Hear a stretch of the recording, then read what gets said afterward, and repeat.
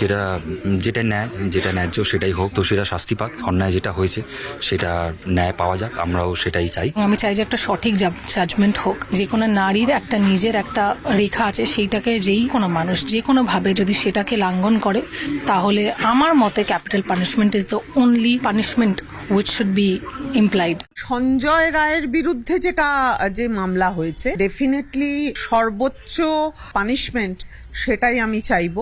তবে সেই ঘটনার সঙ্গে যারা যারা যুক্ত তাদের সবার ফাঁসি হওয়া উচিত। আমাদের চাহিদা এটাই যে আর যারা যারা এই ভয়ঙ্কর খুনটার সঙ্গে যুক্ত তারাও ধরা পড়ুক এবং তারাও শাস্তি পাক। সঞ্জয় রায়ের যা শাস্তি হওয়ার তো হয়ে যাবে 18 তারিখে, কিন্তু বাকি যারা যুক্ত শুধু তাদেরকে নিয়ে আমাদের মাথা ব্যথা। সর্বোচ্চ শাস্তি হিসেবে আমরা সবাই চেয়েছি যে মূল অভিযুক্ত যারা, সর্বোচ্চ ক্যাপিটাল পানিশমেন্টের সাথে সাথে যারা দোষীদের ধামাচাপা দিয়েছে, এভিডেন্স ট্যাম্পার করেছে, তাদেরও যাতে ক্যাপিটাল পানিশমেন্টই হয়, এটাই আমাদের, এটার জন্যই এত লড়াই। আর্জিকার ইস্যু নিয়ে তো একটাই সাজা চাইবো, যে যা বড়, সব থেকে বড় যে পানিশমেন্ট সেটাই যেন তাকে দেওয়া হয়। দৃষ্টান্তমূলক সাজা দিক, যাতে ভবিষ্যতে কেউ যেন এরকম নোংরা কাজ আর না করতে পারে। অবশ্যই বিচার চাইবে। এত দিন ধরে, এত